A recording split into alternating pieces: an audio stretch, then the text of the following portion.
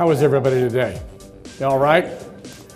I have approximately half an hour to visit with you about something that you're going to see here shortly as I describe my topic today. But I recognize that I'm here among friends. I see many of you who I know. Also, I recognize the fact that many of you are very good business people, that you're entrepreneurial in nature, that you're out making things happen in your own business, that you're successful with what you're trying to do. And so I'm honored to be among friends and also people who understand business and are successful at that. The presentation I'm giving you today is based upon probably 40 years of my life of being associated with not-for-profit organizations and also those that are in the business of making money. And based upon the things that I've been doing over the last number of years, I drive a lot of knowledge from others. So most of what you see here is not going to be just something that I've come up with. This is not unique to me. These are principles that apply to all great businesses. So you'll see my theme here today is, I think, can you see it on the screen? It's a little bit dark there. I don't know if we can touch a light or two to see what happens. But that says, amazing leadership, a passion to pursue 6 principles of a spectacular business. So what I'm going to do is I'm going to walk you through what those 6 principles are today and give you a little bit of background. Now, I want you to imagine the information I'm going to provide over the next half an hour is just kind of a high-level look at something that requires much more in-depth information. So we're just going to kind of go across the top of a topic here that could take literally a semester of education. But as you look at this with me here today, you'll see that there are 6, and I'm going to go down through each one of these 6. And if you were to take these back into your business, back into any organization, they will serve you well. So the first time-tested principle we'll talk about is knowing your customer. And for those of you who know me, that's probably the number one thing that I always talk about, is companies succeed, organizations rise, based upon their ability to understand a customer and take care of that customer, which is number 2, taking care of your customer. Third is growing revenues. 4th is hire the right employees. And 5 is then value those great employees that you have hired. And 6 is provide for those great employees a winning culture.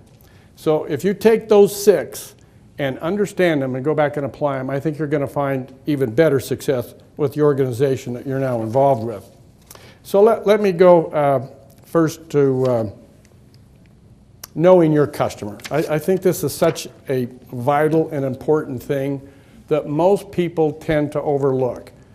I'll describe it this way. In my world of investing, I have lots of companies come to me and they say, Alan, we want to show you this beautiful shiny product we've got. Look at it. And I say, yeah, that is a beautiful shiny object. And we think we can sell millions of them. And we want you to give us money to run our business. And I will say to them, tell me about your customer. And their response to me is, we have lots of potential customers. We have the whole world to sell to, Alan. And I say, no, that won't work. You come back and see me in another month. Because my point is, you have to really understand the specific type of customer that's going to buy from you. What does that customer look like? How do they behave? What are their needs? What are their wishes? How do they generally buy things? When do they buy things? And most people overlook that profile and the understanding of their customer more than any one single thing they do in business. As I invest in companies also, I find that the technology, lots of money is spent, we call it a sunk cost, to get the product actually to go to market. And then they think that the marketing and sales effort is nothing more than printing some business cards and going to a trade show or coming to an expo. They forget that the same amount of money that was spent getting the product ready to go to market should be spent in developing the marketing and selling activity. It is the same amount of money. So that same amount of money is spent here trying to understand everything you can about that particular customer. And once you've understood the customer and their need, it's much easier for you to deliver a solution to them. So let me just tell you a story in the past at MarketStar that kind of exemplifies the wrong way to do it. We were approached by a large Japanese company that said that they had made an interesting video digital camera and that they had made lots of these cameras. The factory in Japan had made tens of thousands of these devices. And they came to MarketStar and said, would you please sell these for us?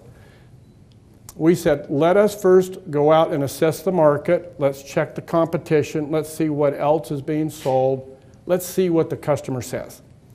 So we turned our research loose. We went out and we found that there would maybe be 6 stupid people in America that would buy the product.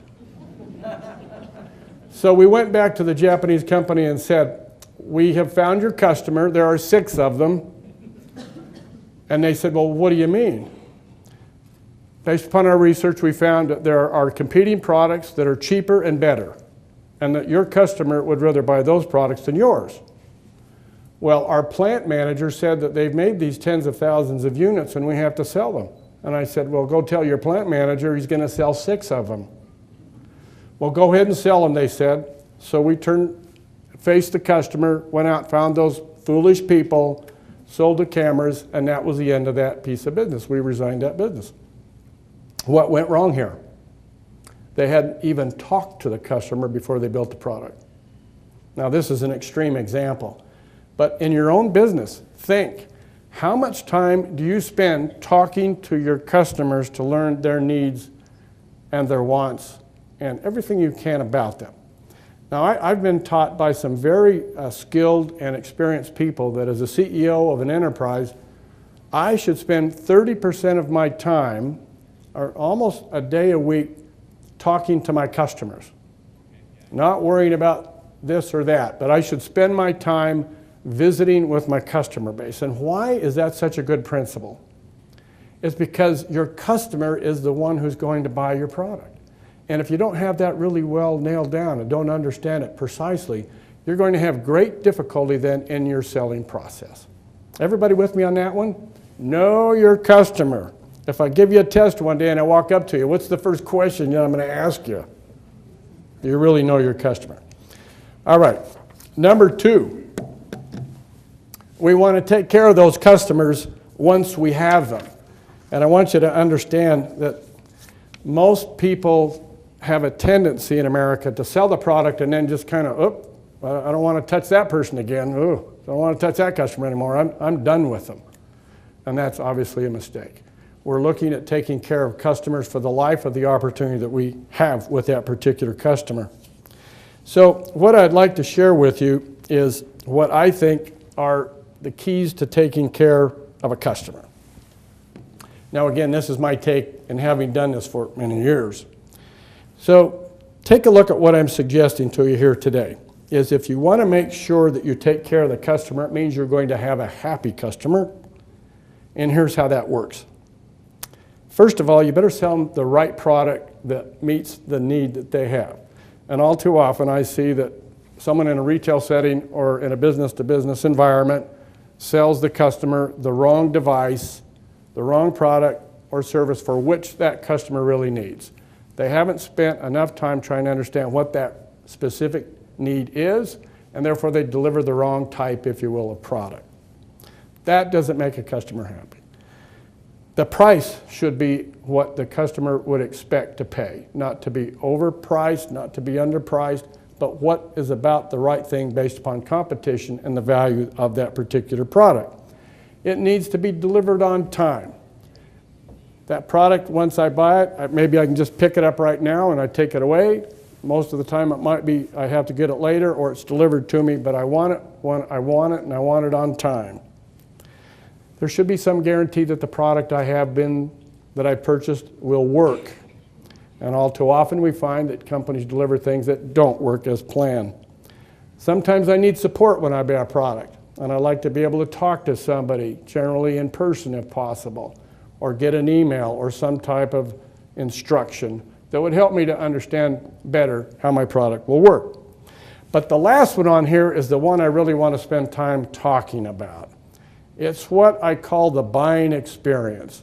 When I talk to customers wherever they are in the world around products, the number one thing that keeps a customer happy, assuming we've done all these other things well and correct is, what was my buying experience like? So let me tell you of a hypothetical story, and you tell me, I'm the customer, how I feel.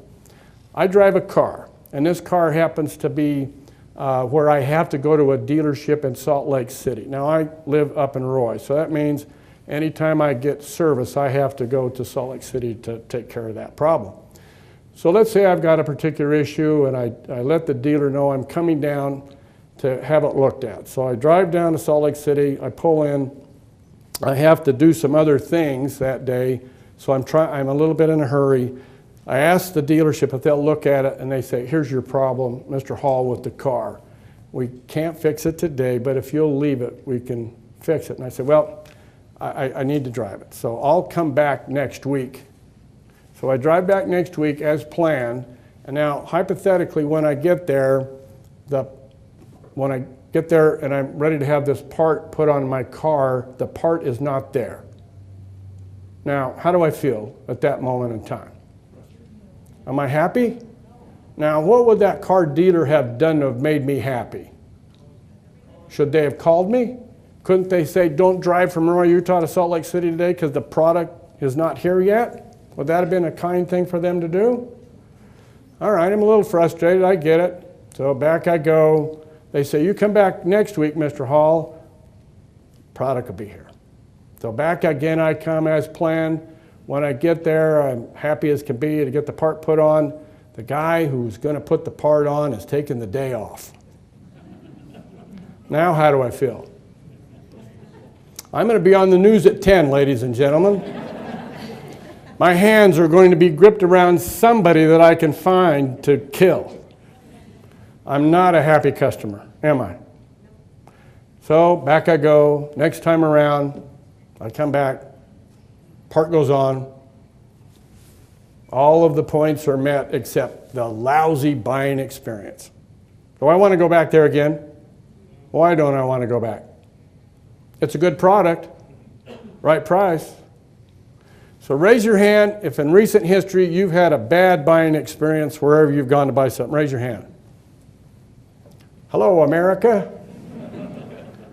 Look at the opportunity we have to beat the competition. We got people out there who selling things aren't taking good care of us. Isn't that a great principle if we did take care of one another when we bought and sold things? Enough on that one. All right. Third principle of great, spectacular, successful growing companies.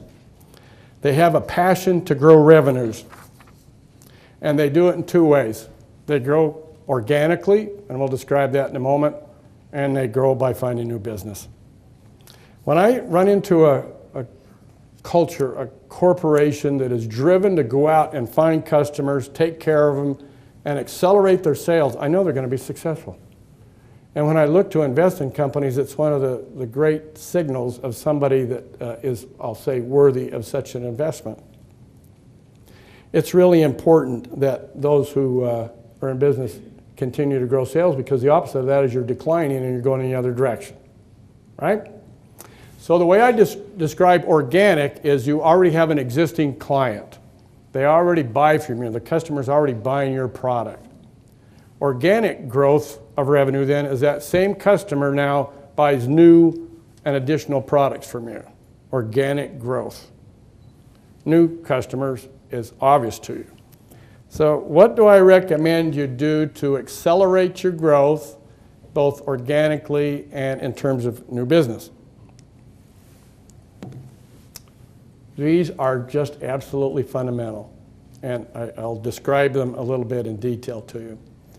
There's a professor at Harvard University by the name of Meister.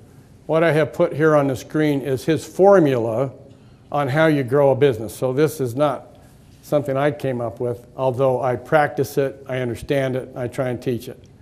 This is a very clear process of how you grow business. So look at number one. The first thing I have on here is you hire the right employee. Now, I'm going to, in a moment, tell you how you hire the right employee, but my past is I am not a very good hiring person. I think on the whole, I'm probably about 50% good at hiring people, which means that I then have to fire those that I didn't hire very well, which means I can never run for governor. I've fired too many people. But what I have learned is if I hire the right person, if you hire the right employee, you're guaranteed of some great success in your business. And again, I'm going to tell you how you hire that right person in a moment. But it starts with hiring the person, and you take care of that employee, which I'll talk about again in another moment or two. And if you take care of that employee, what will happen is that employee will take care of the customer. And when they take care of the customer, they're happy. And when you have a happy customer, what do? They buy, and they buy some more, and they do one interesting thing. They generally make a referral. They go back home and they tell their neighbors, their friends, their family that they had a happy experience. Then you develop new business through a referral program. It's the easiest and best way to grow a business. Now let me do the opposite with you here. You saw the positive thing. If I hire the right people, take care of that employee, they take care of the customer, et cetera, et cetera. Now let me do the opposite. I hire a bad employee. I don't take care of that employee for some reason. I don't honor them, don't respect them. They're unhappy. What does an unhappy employee do with a customer? How do they treat the customer? Have any of you bumped into somebody, a clerk or some other kind of a representative of a firm that didn't treat you well? Raise your hand. Do you know why they didn't treat you well? It's because they aren't treated well. And when an employee, just before they leave your firm, what they love to do is badmouth you, harm you, sabotage you. Now, when you're the customer and you get treated poorly, now I go back home and do I say kind things about the company? How many times do I tell somebody how bad that company is? Every chance I get. If I had a Twitter account, I'd be twittering out there. I would be telling the world just how bad that company is. And as a matter of fact, in today's world, you do get Twitters going on about how bad companies are, don't we? Yeah. So you see, the result is, for those who get this formula, it is very clear and very straight, is that you're going to have a successful, spectacular, and profitable business if you follow those key points. You know, I've got so many things I could tell you today. You'll have to come back, all right, because I've got some other interesting stories. Let's talk now about hiring those people, right? How do we do it? Now, I told you I've had some mistakes around hiring, but I'm getting better because of the following 6 principles. I call it the 6 C's of hiring. So the 6 C's of hiring, these are so critical to you, and what we generally do is we do number 1 and we stop. So for example, we develop a job description for an employee, we want to hire that employee, and then we measure the people in our prospect pool against the job description. That's generally what we do, and we think we're done. Well, I'm here to tell you that's 1 of 6. Yes, we need to hire competent people that do measure up with the job description. But look at the other 5. So let me talk about what those entail. Number 2 has to do with you want to hire somebody who's capable of not only doing the job, but growing in the job, making it better, and actually having the ability, if you will, to be promoted, to ascend up through the company.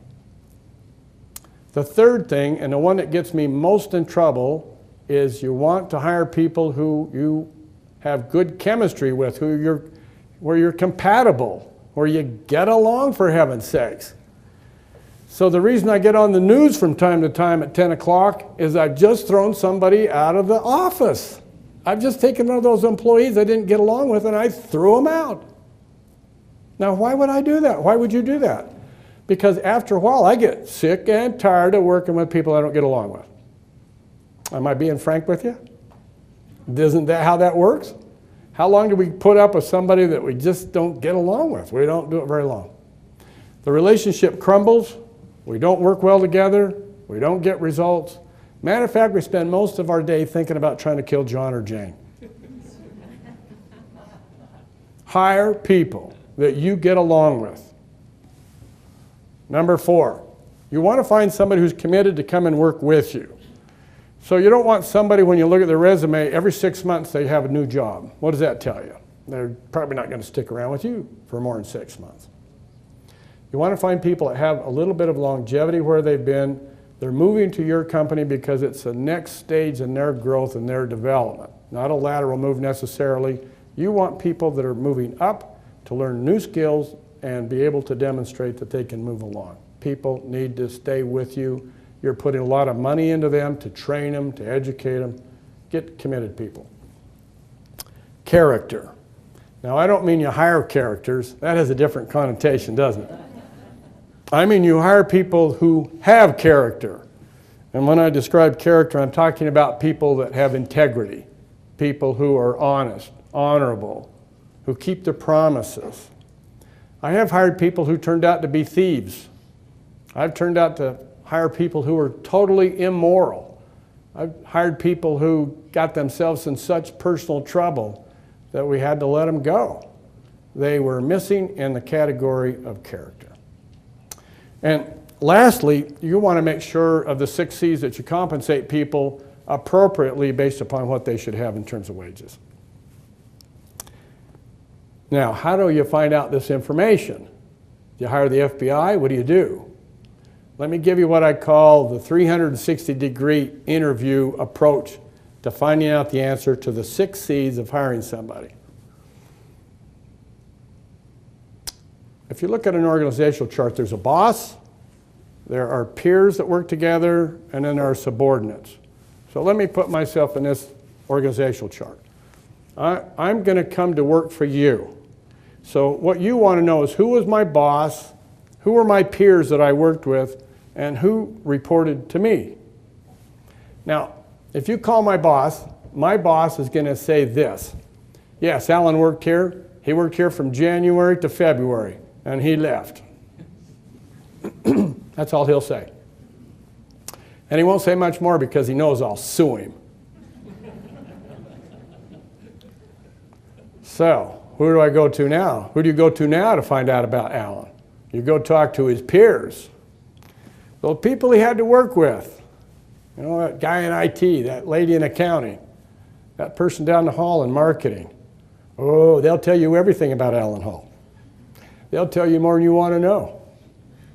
They'll tell you how I got along with him, what kind of a person I was. They'll answer every one of those up there for you. And then lastly, you go to my subordinates, and you'll talk to the people that reported to me. They are blabbermouths. They will tell you everything and beyond about me. So where do you gather your data? Talk to peers, talk to subordinates, and you ask them questions relative to those 6 points. And if a yellow flag, a red flag comes up on any one of those, where there's something now that puts doubt in your mind, and it's enough to give you a serious pause for concern, don't hire that person. Now, ladies and gentlemen, what I just taught you is worth so much money. Before you leave the door here today, I expect you to write me a check for $1,000 a piece. That'll save you so much grief. Okay. Now you want to take care of these great employees that you've hired. Here are some basic fundamental principles that we want to have you use as a guide. Make sure that they're paid a marketable wage with the proper benefits that go with it. But after you've done that, I find that employees have a few other things that are really important to them, and you should not overlook these particular points. They're looking to have an opportunity for personal growth. People want to continue to grow and develop, and it means that they are looking for education. Education externally and education within the business. You want to find ways to provide that for them in every fashion you can. Give them the opportunity to grow.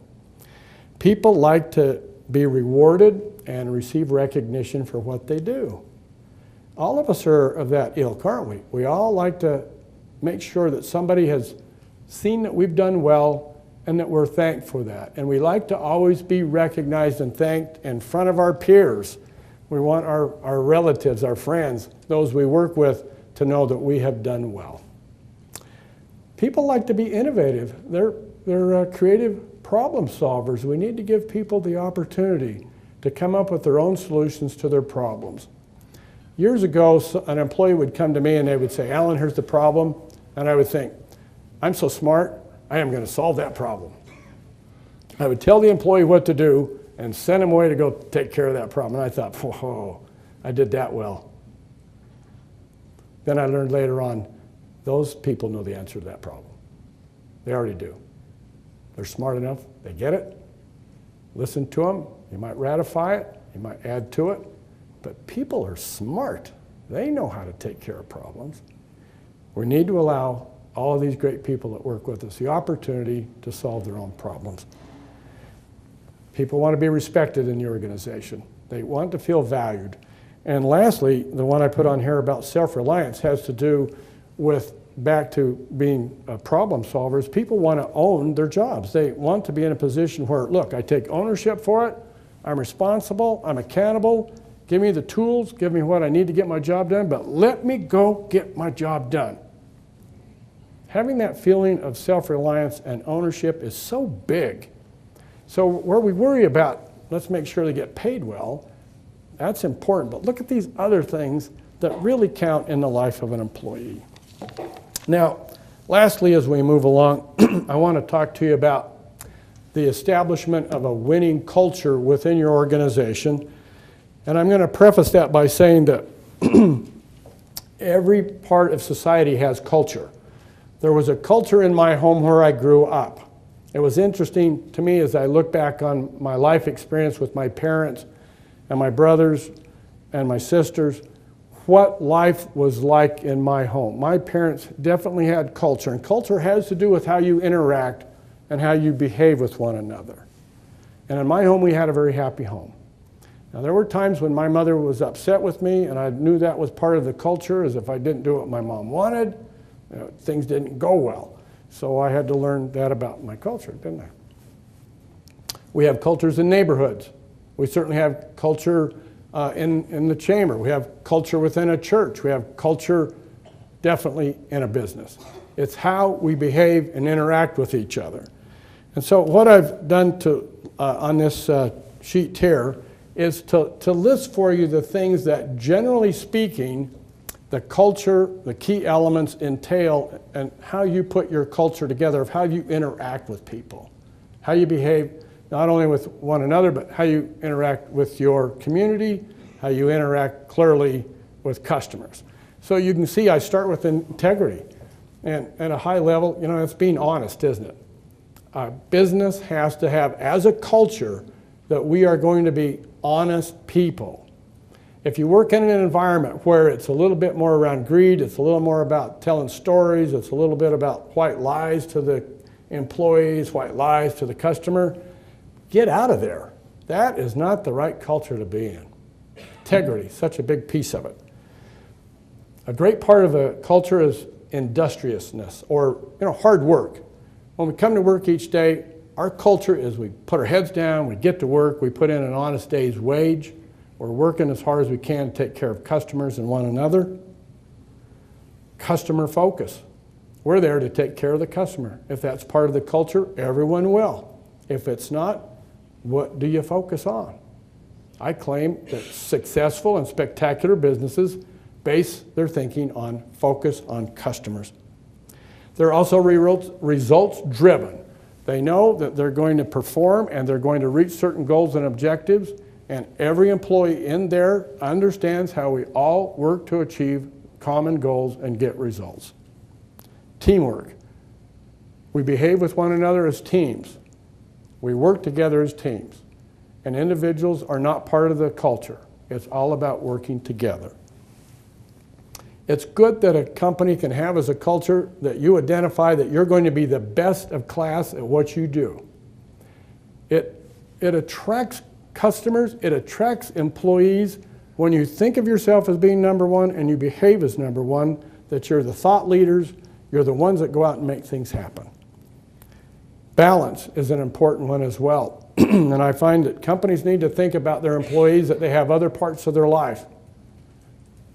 They need to go home and be with their kids sometimes in the middle of the day.